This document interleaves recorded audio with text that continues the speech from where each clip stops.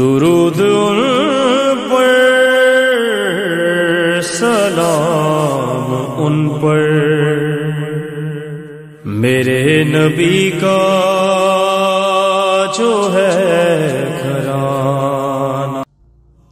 کہ واقعہ کربلا اپنے اندر ایک عبرت بھی رکھتا ہے، درس بھی رکھتا ہے۔ عبرت یہ ہے کہ اس واقعہ کے رونما ہونے کے اسباب تھے کیا، وہ کون سے اسباب تھے جن کی وجہ سے کربلا کا واقعہ رونما ہوا۔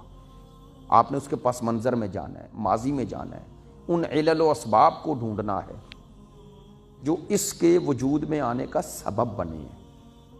یہ ہے عبرت کہ ہم ان اسباب کی طرف جائیں اور دیکھیں کہ کیا وجہ تھی سرکار دو عالم کے صرف 50 سال بعد، کوئی زیادہ عرصہ نہیں ہے 50 سال، ایک نسل دوسری نسل تک ہی پہنچتا ہے، کوئی بھی انقلاب ہو، کوئی بھی 75 سال پاکستان بنے ہوئے، تو یقیناً جو اس وقت مثال دے رہا ہوں، جو اس وقت 10 سال کے تھے آج 85 سال کے ہیں، تو کوئی آپ کو ایسے لوگ بھی مل جائیں گے، اور بلکہ اکثریت میں ہوں گے جنہوں نے پاکستان بنتے دیکھا ہمارے بزرگان۔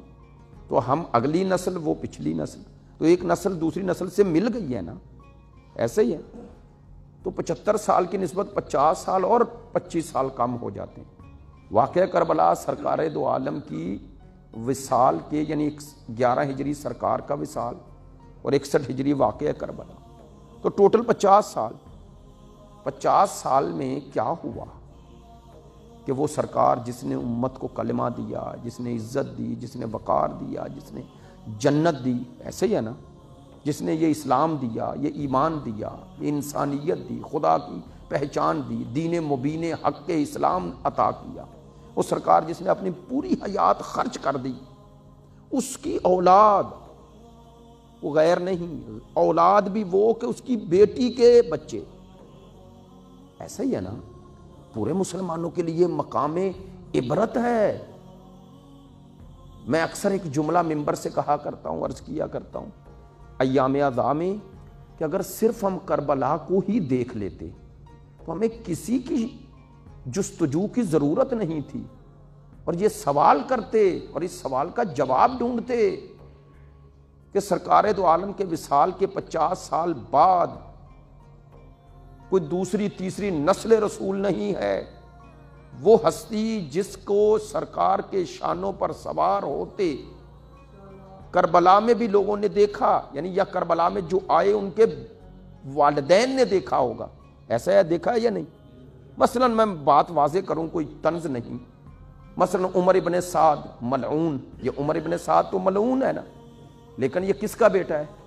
حضرت سعد بن ابی وقاص کا، تو صحابی رسول ہے نا، ڈائریکٹ صحابی کا بیٹا، ڈائریکٹ، کوئی واسطہ نہیں، کوئی تیسری نسل نہیں۔ تو اب صحیح مسلم شریف میں حدیث موجود ہے، اور بڑی معتبر حدیث ہے، کہ حضرت سعد بن ابی وقاص سے جب امیر شام نے کہا کہ تم علی پر سب کیوں نہیں کرتے، لفظ سب ہے صحیح مسلم شریف باب فضائل علی میں، تو حضرت سعد بن وقاص نے فرمایا کہ میں کیسے اس ہستی پر سب کروں جسے رسول نے اپنا نفس کہا ہے، یعنی مباہلہ میں اپنا نفس رسول بنا کے لے کے گئے، اور خیبر میں اسے جب ہر کوئی خواہش کر رہا تھا کہ مجھے یہ علم ملے، تو سرکار نے انہیں علم عطا کیا ہے، اور فرمایا کہ جیسے علی ہم سے محبت رکھتا ہے، میں اور خدا علی سے محبت رکھتے ہیں۔ یہ حضرت سعد بن ابی وقاص کی روایت ہے، فرمایا میں کیسے اس شخص پر سب کروں، تو فضائل بھی جانتے تھے نا۔ اب حضرت سعد بن ابی وقاص نے یہی فضائل اپنے بیٹے کو نہیں سنائے تھے، سنائے ہوں گے،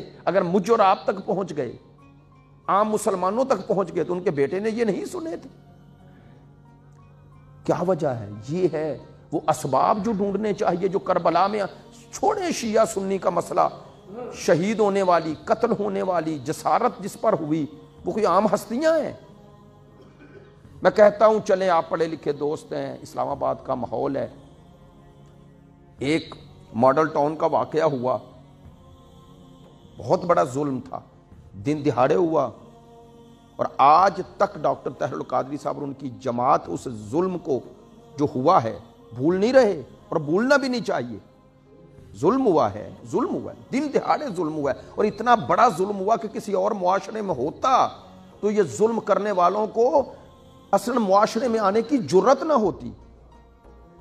بھئی ایک میں ممبر سے کہہ رہا ہوں، ممبر سے کوئی چھپی بات نہیں، مجھ سے زیادہ آپ، ایک حاملہ خاتون کے بچے کے ساتھ قتل کیا گیا ماڈل ٹاؤن میں. شاید آپ میں سے کچھ دوست پہلی دفعہ سن رہے ہو، اگر پہلی دفعہ سن رہے ہیں تو معذرت، یہ پوچھ لیں، یہ موجود ہے. وہ خاتون کا نام بھی غالباً مجھے اب ذہن میں نہیں آ رہا، تنزیلہ. اس خاتون کا نام مرحومہ کا شہیدہ ہے، ظلم سے شہید ہوئی ہے، تنزیلہ. اس کے بچہ تھا اس کے شکم میں 7 ماہ کا. اتنا بڑا ظلم ہوا، بڑا ظلم ہوا. آج میں بعنوان شیعہ اور آپ بھی بعنوان شیعہ، ہمارا ایک اختلاف ہے مثلا مذہبی، کوئی ایسا فساد نہیں، لیکن آپ بتائیں، میں نے جو آپ کو بتایا، آپ کا ہر کسی کا دل دکھی ہوا یا نہیں ہوا ہے نا؟ یہ سن کر ہوا. ہمارا مذہبی اختلاف، لیکن ہم ظلم کے خلاف اسی طرح درد محسوس کر رہے ہیں جیسے ڈاکٹر صاحب ان کے پیروکار کرتے ہیں. ایسا ہی ہے. بھائی میں اب کیا قیاس کروں؟ یہ ہماری محترمہ بہن جو وہاں پر بے دردی کے ساتھ ماری گئی، بہت بڑا ظلم ہے، لیکن بالآخر وہ اس معاشرے کی ایک عام فرد تھی. اگر اس کا قتل اتنا اہم ہے کہ اس کے پارٹی کے لوگ، وہ رسانی پارٹی کے لوگ اسے چھپنے نہیں دے رہے، مٹنے نہیں دے رہے، بھولنے نہیں دے رہے، تو ان کا قیاس نبی کی بیٹیوں سے کیسے کرو گے؟ نبی کی اولاد سے کیسے کرو گے؟ میں ہاتھ جوڑ کے کہتا ہوں، جتنا ہمارے دل میں درد ان کے لیے اور ہونا چاہیے، حسین کے ماننے والوں کے دل میں ہونا چاہیے. ہم ظالم کے خلاف ہیں، مظلوم کے ساتھ نہ، چاہے کوئی بھی ہو، ہونا چاہیے درد. لیکن اتنا تو سوال کا حق ہے، اگر یہ واقعہ، میری بات سنیں، میری بات سنیں. اللہم صلی علی محمد وآلہ. جزاک اللہ. توجہ فرمائیں گے؟ میں جو باتیں آپ تک پہنچا رہا ہوں، ظاہر ہے آپ جس توجہ سے سنتے ہیں، اب آپ سے مزاج کی ایک آشنائی ہو گئی ہے تو بات پہنچے تو زیادہ خوشی ہوتی ہے. کل بھی ایک پہلو ذہن میں آ گیا تو عرض کر رہا ہوں، ورنہ میرا یہ موضوع نہیں، آج کا موضوع الگ ہے ایک. تو میں جو بات کہہ رہا تھا کہ اتنا ظلم ہوا، اور اس دور میں نہ اس کی پارٹی، نہ ورثاء، اور نہ آپ سب سن رہے ہیں، درد ہو. تو ان کا قیاس نبی کی اولاد سے کیسے ہوگا؟ تو چھوٹا ظلم ہے. یہاں تو جو ظالم ہیں، اگرچہ انہوں نے دن دہاڑے مارا، دن کی روشنی میں مارا، لیکن بالآخر وہ اترا نہیں رہے کہ ہم نے یہ ظلم کیا. نہیں ایسا کہہ رہے، تعویلیں کر رہے ہیں نا، ایسا ہو گیا، فلاں ہو گیا، فلاں نے مارا، ہمیں پتہ نہیں چلا، مجھے معلوم نہیں تھا. اس وقت شہباز شریف وزیر اعلیٰ تھے، انہوں نے کہا کہ میں قسم کھا کے کہتا ہوں مجھے پتہ نہیں. میں کہنا یہ چاہتا ہوں، اب جھوٹ سچ الگ ہے. یہاں جو ظلم ہوا، ظالم اپنے ظلم کو چھپانا چاہ رہا ہے. اب میں آپ کو مصائب کی طرف نہیں لا رہا، لیکن جملہ کہہ رہا ہوں. کیوں شیعہ سنی بھائی ذرا توجہ کریں، کربلا میں جو ظلم ہوا، ظلم کرنے والے ظلم چھپا نہیں رہے تھے، مقتولین کے ورثاء کے سامنے اپنا ظلم بیان کر رہے تھے. میری یہ گزارش ہے، شیعہ سنی نہیں، اس مسئلے کو پیغمبر کے گھر کا مسئلہ سمجھ کے اس پر توجہ کریں. تو عرض یہ کر رہا تھا، یہ ہے مقام عبرت.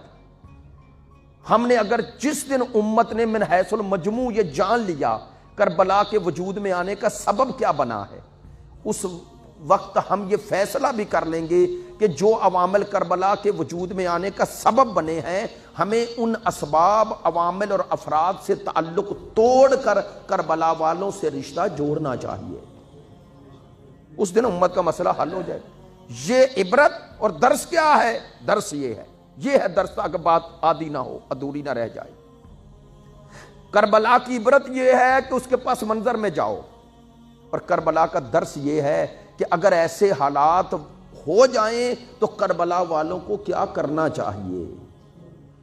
ظلم کے سامنے سرنڈر نہیں ہونا، ظلم کا مقابلہ کرنا ہے. یہ درس کربلا ہے، یہ ہے درس کربلا. ظلم کے سامنے، ظالم کے سامنے، بے راہ روی کے سامنے، اسلام جب خطرے میں ہو تو نہ جان، نہ مال، نہ عزت، نہ ناموس، کسی کی حیثیت نہیں.